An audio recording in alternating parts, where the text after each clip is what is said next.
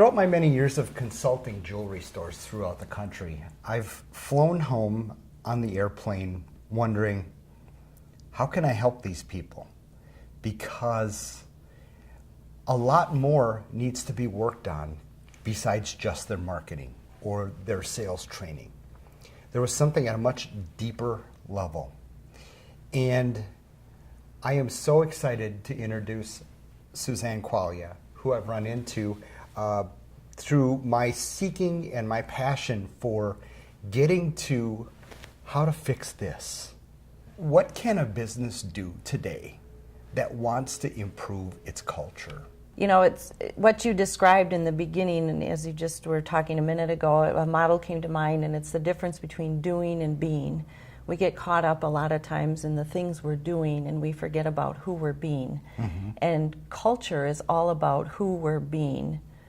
A culture is nothing more than a set of collective behaviors that have become the norm within the organization. And so to the degree that those behaviors are expansive and the emotions that are the behaviors that are being exhibited within the organization are helpful, of course that's a positive culture. Right. But to the degree there's contracted or separating behaviors, things like frustration, anger, management from fear versus management from, an expansive collective viewpoint. Or lack of management. There you go. Yeah. That's a big contributor to a negative culture. To the degree those behaviors have become the norm, that's what we would call a negative culture, or a culture that's not very helpful. And it is a critical element to recognize where you are, what behaviors have become the norm, how would you define your culture, and what needs to change. And it is about who we're being as an organization versus the things we're doing. So to your point, you often get caught up, you get called out as a consultant to fix this or fix that.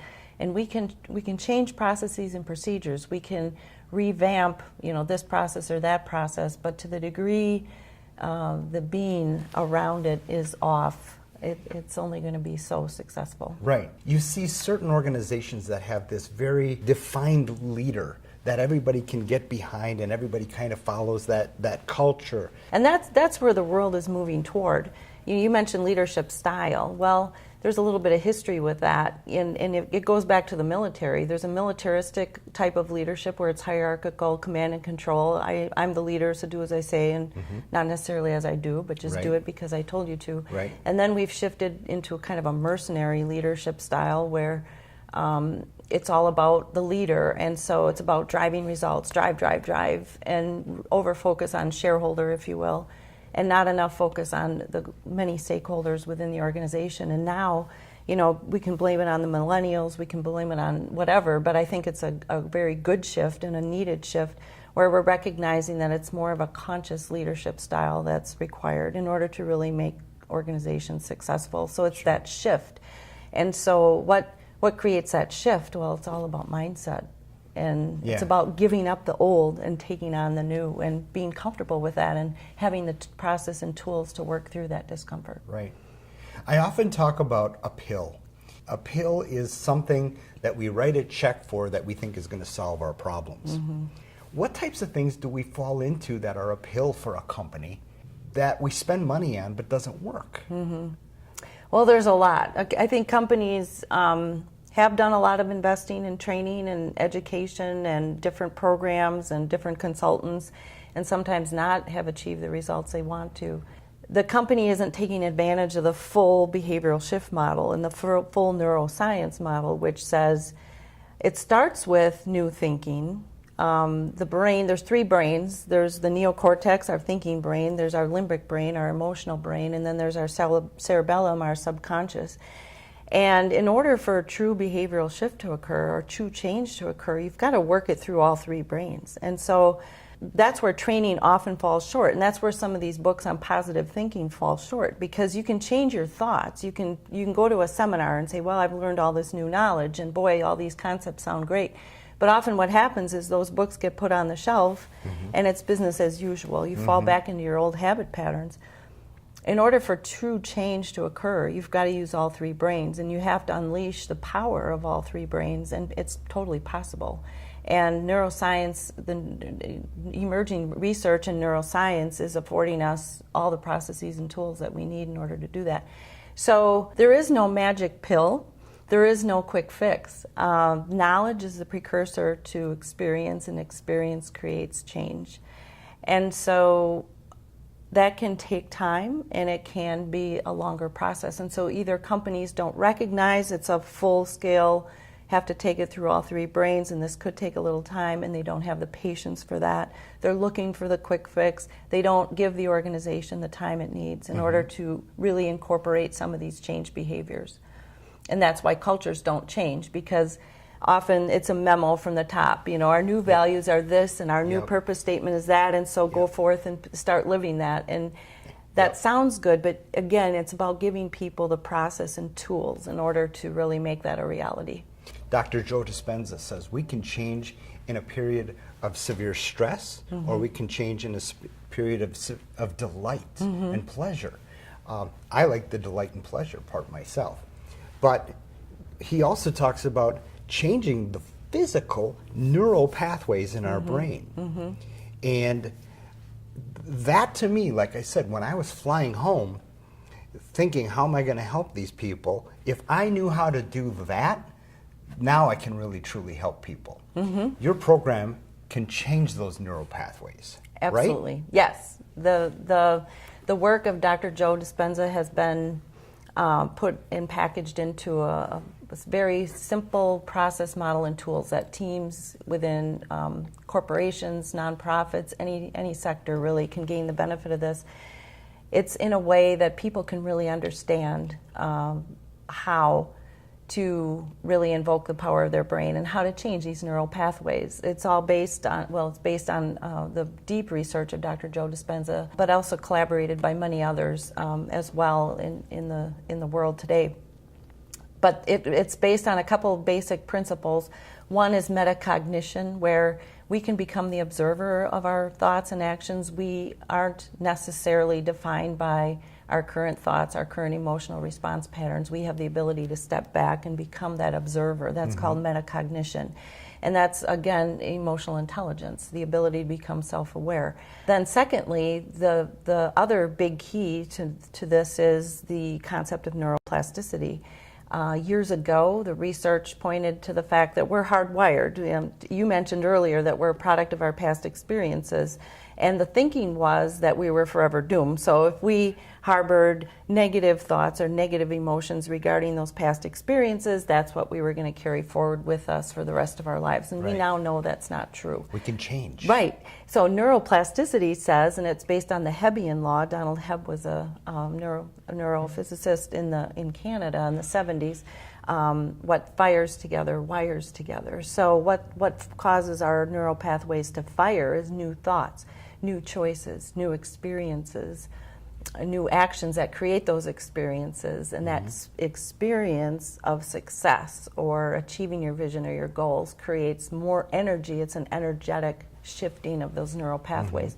And it's not enough to do it once, as Dr. Joe would say. You do it over and over and over and over till it becomes your new subconscious programming. So it is possible to change our habits of thought, choice, and action. People think, they're forever into this track, or may not realize that they're living habitual thought patterns that, are keeping them the same.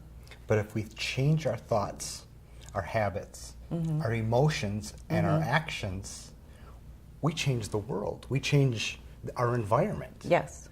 And that's a beautiful thing. Yes, it's about harnessing the power of the brain. Actually, as part of the neocortex, there's a fourth part, we'll call it the prefrontal lobe, and it's at the front of the neocortex. And just a little bit of physiology here. You can either be in the stress mode or the creative mode. You can't be in both. Many people think that they're great multitaskers and they can handle all this and also be super creative. And the fact is that stress shuts down the prefrontal cortex. It does. And so what you were talking about early on in terms of the zeal and passion and the vision that this person had in starting their business hasn't left them. It's still there. It's what has happened is stress, this day-to-day stresses have layered over and they've forgotten or they've lost touch with that vision and passion that first caused them to want to start this business. And so the process model and tools that I speak of in this workshop entitled Change Your Mind, Create New Results actually helps people get back to learning how to invoke their prefrontal cortex and how to get back to creating a new vision, creating a vision of the new future. Maybe it's that original vision that started their business 10 years ago or 15 years ago or last year. Right. Maybe it's just rekindling that vision, or maybe it's creating a new vision with their team where they are today. You know, the world changes very quickly. So it's about evolving that vision and saying, what if? What would happen if? And it's about creating that rich, deep vision of what could be possible and how would lives be changed if this store ran in an amazing way and our customers were delighted and we were the destination jeweler in this particular area of the city or the county or the world, who knows, right? Right. What would that mean, and what's our bigger purpose, and why are we here, and why are we in this business, and what benefit are we affording our employees, our community, our stakeholders, other stakeholders, and really allowing people to tap into that. That's step one. And then it's laying a strong intention for what do we want? You know, what is that going to look like when we achieve that vision, and how will that feel? And it's about creating that with your team. And then the real work begins, because now how do we step out of those habitualized thought patterns, those habitualized choices that we've made, those habitualized actions we take? Like maybe you walk in the door each day and, oh, here we go again. And here we got the same old problems. And so how do you overcome that? And the course helps the participants think greater than their environment, think greater than their body. What does that mean? It's about being addicted to those emotions of stress. Yep. And we really are. We are. Those neural pathways have formed, Yes. and we're addicted to it. Exactly. And it's about overcoming, thinking greater than time. So this happens in a lot of teams and organizations. Well, we've always done it this way, or we tried it 10 years ago and it didn't work. And so we're addicted to, and we're stuck in this 10-year-ago thought pattern. And what would happen if we were able to overcome that and think greater than those 10-year-old thoughts, right? Yep. So that's a rich part of the course. So then armed with that knowledge, then we move into living in survival or living in creation. And living in survival is nothing more than living in stress. Yep. So we have two choices. We either are living in survival or creation. And again, as I mentioned earlier, we can't be in both worlds. So how do we get addicted to this concept of stress? Well, every thought we think produces a chemical, and that chemical courses through our system, and our cells develop receptor sites actually looking for more of that chemical response. So all of a sudden, little things become big things, and they become our new threats. And through that, we stay addicted to that chemical cocktail of stress. Yes. Yep. And it's so, over time, this develops so subtly that we don't even realize that it's happening. And I'm sure not you, but I'm sure someone you know, you could name who's addicted to stress. Every little thing in their life is a crisis. Well, that's a good signal that, you know, this is occurring. So this workshop really helps people first recognize that this is what's happening, and secondly, gives people the process and tools to change it and to make a different choice, which is for creation or creativity. And again, it's around that vision you've set earlier in the workshop. What would that look and feel like? And it's about stopping that stress response and getting into the creative mode in order to achieve that vision. What can we do today? What could we start today as a positive habit to get back into that creative mode of life? The first step to changing anything is to acknowledge that, in fact, this is happening, and that's that concept of metacognition that I spoke of earlier. So we all know when we're feeling that stress response, or maybe not. Maybe we've become so used to it, we hardly even notice it. But the first step is to notice that, in fact, we are in the stress response. The second step is to accept it and to say, yes, this is where I am. And the third step is to make a different choice. And it is a choice. A conscious different choice. Correct. Okay. And people don't realize that there is a choice. Like, we can choose how we want to show up in the world in terms of what emotional response we want to bring to a situation. We can respond either in frustration or anger, or we can respond in love, joy, peace, and bliss. to the same problem. And when Yep. people hear that at first, there's a lot of pushback. And I've actually had several people argue with me in the course of a workshop that, well, this situation would only call for anger. And it's like, well, again, and that same person, I would love to talk to them 6 months later, because if they really use these processes and tools, I think they would think differently about that. But in fact, or the other belief is that if you don't deal with it in anger or frustration, you're not really dealing with the problem. And that's just a conditioned response pattern that we've learned in our lives. Right. That negative things require a negative emotion, and that's in fact not true. There's many negative things that occur in life, in our workday, in our everyday world, that you can bring a totally different response pattern to and totally change the outcome for the better. So the workshop teaches that. But back to your original question, what can you do? It's about getting to step 3 as quickly as possible, making that different choice. And what creates space in our brain for us to have the choice point are tools like breathe, mindfulness, meditation. We just heard the story of those 12 soccer players being rescued out of the cave in Thailand, and that soccer coach used meditation and mindfulness to keep those boys calm and making a different choice. And that's those tools we have available to us every day. Yep. And it doesn't mean you need to become a Buddhist monk sitting on a hill, meditating Right. 6 hours a day. There are many. My head's close to shaved, so I'm almost there. But I have to interrupt because I've been practicing this. Throughout the last 6 months of my life, I'm kind of geeking out on this whole concept because I've taken situations. One was a tax situation where you literally could look at it and it was devastating. Another was a simple situation of my dog running out in the street. And all of these situations, then we have people situations, spouse situations. When I approach them from an entirely different standpoint than negative reaction, raised blood pressure, yelling, screaming, getting angry, when I approach every one of those problems, it's almost joyous, the outcome. And I'm not kidding. Right. So I changed the outcome of those situations based upon my behavior, how I chose to think about it, chose to believe and feel about it, and then act as well. Absolutely. So it's exciting. Yes. It's really exciting, and I'm so glad you're here because people can change a culture. You can change. You can change yourself. You can change your team, and you all can be living the world and the life that you want to live. Right. In the emotional response patterns that are healthy for the team and the organization. And you mentioned a very critical thing. It starts with the individual. You can't change a whole culture until you address it at the individual level.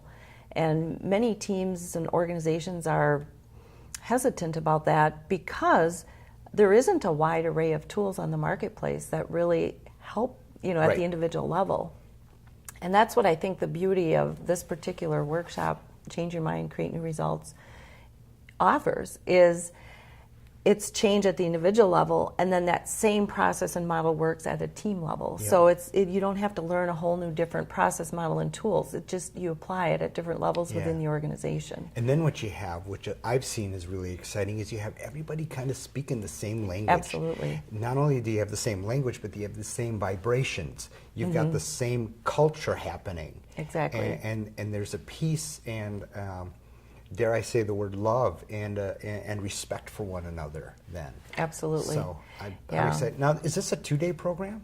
Well, it's variable depending on the schedule or the availability of the participants. It can be flexed into 2 half days or over 2 full days, depending on the level of customization. I've delivered it in several different formats, again, depending exactly on what the organization team is looking for. I've done 2 full days where I've really customized it around the purpose, vision, and values that they're looking to instill within the organization. Okay. the most important consideration is the follow-on work. To deliver the workshop is step one, and then the real work begins as people need to really practice with the process model and tools. So the follow-on, to me, is more important than the actual delivery format. Absolutely. So it's either individual or group coaching or whatever, again, is going to work for that organization. Yep. This can be very flexible. And you've done work for big companies and little companies. Absolutely. Okay. So companies we won't mention here, but you've heard of them. So tell us some success stories. Yeah, at two. Okay. Again, as I talked about earlier, it's about how people are feeling 30, 60, 90 days after the fact. So of course I do an evaluation at the end of each workshop, and those scores are always very high. People really are moved and changed by the workshop itself. But more compelling is what's happening 30, 60, 90 days later. And at one large medical company in St. Louis, where I've delivered the workshop in a leadership as part of their leadership university. So again, foundational piece to then further leadership development. I did the 30, 60, 90-day measurement, and I'll share it with you. It was very compelling. So this is an example of two of them. I asked them, what did you most enjoy about the course? What are you learning as a result of it? What behaviors and skills are actually changing, because that's important. And then level 3, what results are you seeing? So I'll just share two of them. Level 3, behaviors and skills. This person said, having a different mindset to change my overall outlook on the job each day, being very positive each day. Oh, that's huge right there. Right. And so what does that result in? He indicated trusting in my managers and believing that my other colleagues are attempting and trying to be better supervisors. So again, that's the benefit and power of this on a team level, is if you're all, as you mentioned earlier, if you're hearing the same thing and you have the same language, everybody's going to be at different levels with the work, but you can encourage and help each other. So this person really recognized that. And I asked, how often are you utilizing any of the tools learned in the workshop? Because there's 4 tools that they'll learn as part of it, and this person was using them daily. Okay. So that's a big win. And this person, and I remembered this person in the workshop, she was really nervous about being on her own on an off shift, in the factory, in charge of things. And so for level 3, what behaviors and skills, she's indicating, I have changed my thoughts a few times instead of stressing when I have to work alone. I think it's a tool to make me stronger. And then thirdly, she addresses it by saying, when issues come up that delay a process, I don't hold on to them. So instead of getting mad or angry about process things out on the shop floor in the middle of the night, she deals with the problem and lets it go. So that's healthy. Okay. And level 4 results, I find myself more able to run the shift note and able to handle the times alone, and she's not holding on to stress.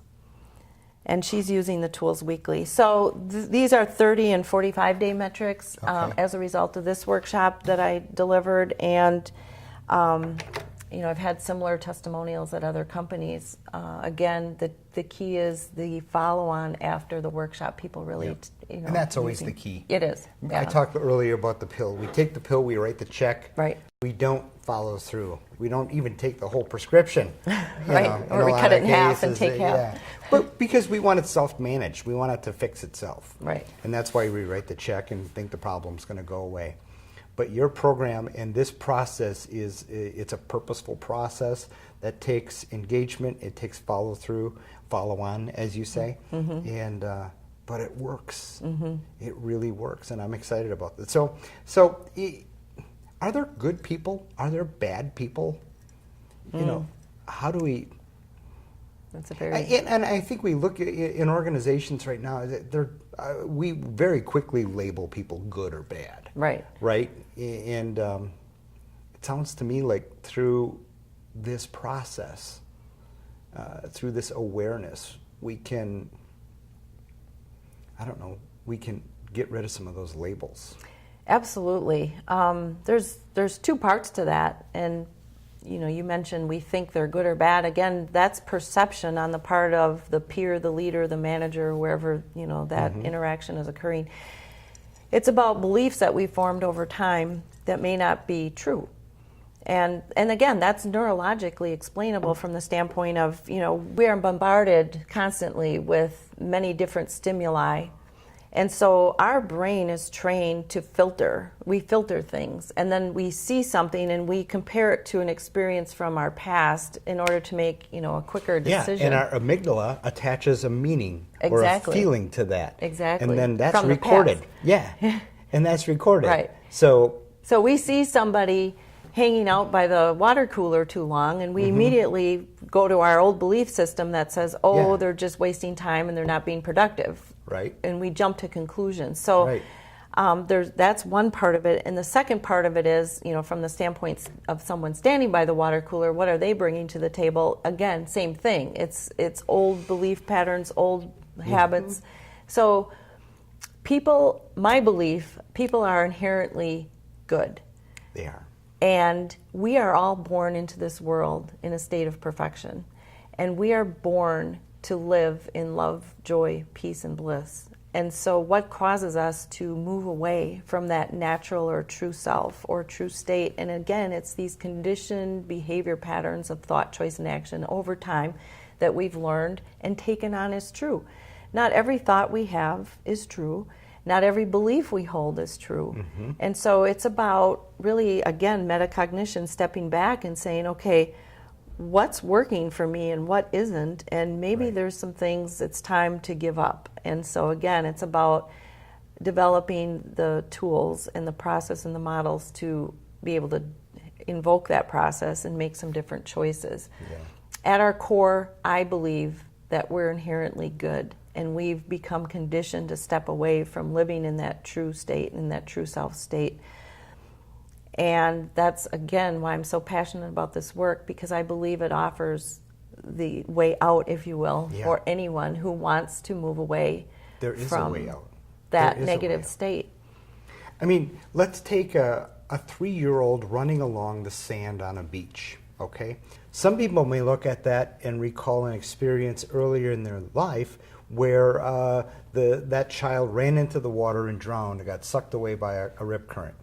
And another person may look at that exact same scene and say, I remember that, and Grandma and Grandpa were over on the beach and they had sandwiches and we had a campfire and it was a magical evening. Exactly. And so it's that I love that type of analogy because it's a scene that has happened, and some people attach a good thing to a good memory to it, and some people have a very negative memory to it. And that's like everything in life. It's not inherently good or bad. Right. It only becomes that based on the meaning we attach to it. Correct. Absolutely. Right. And you're going to help us fix that. Absolutely. I love it. I'm so excited. Hey, folks, I'll tell you what, just take a look at the website down below. Suzanne Qualia, very, very knowledgeable, amazing professional that will help literally transform your organization. Thanks for being here today. Thank you.